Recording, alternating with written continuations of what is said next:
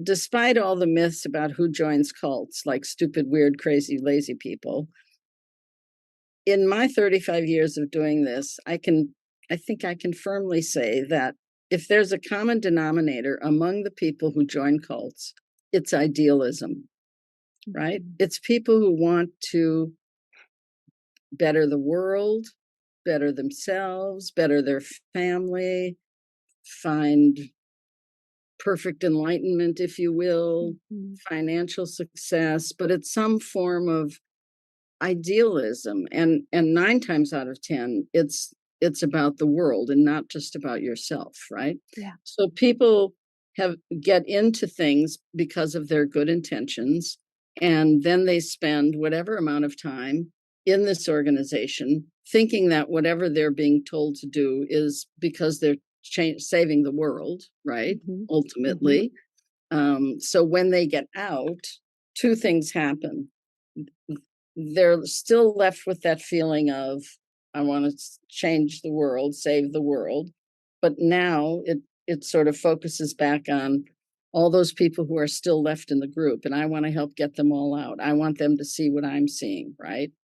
Or I want to expose the group and, tell the authorities or whatever. And so it's kind of this leftover feeling, and also the need to have a purpose, right? Well, we're in these groups, we think we have a purpose, and there's nothing wrong with that. We all want purpose in our life and meaning. So then we get out and there's this huge void. Yeah, right? for sure. So this is going to give you purpose again, right? If you're either going to go back and save everybody or whatever, or you're going to start a podcast and tell the world, or you're going to whatever. Guilty. Whatever way you're going to do it, exactly.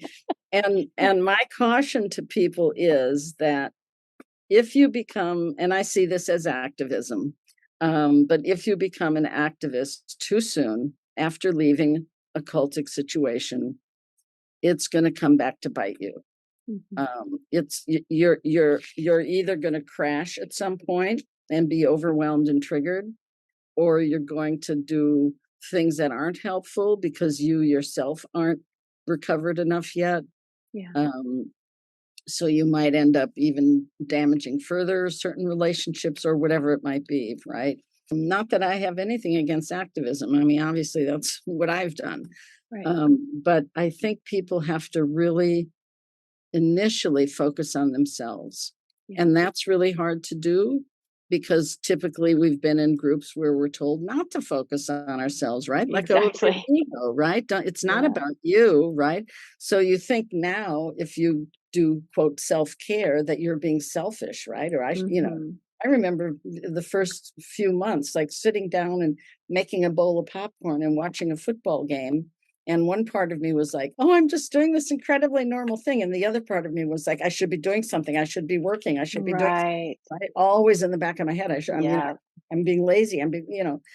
And I'm sure you and many others experienced that. So it's important to really do your recovery in whatever way that is for you. And every person's path is different, but otherwise it's going to harm you, potentially harm you, and potentially harm the people you're trying to save.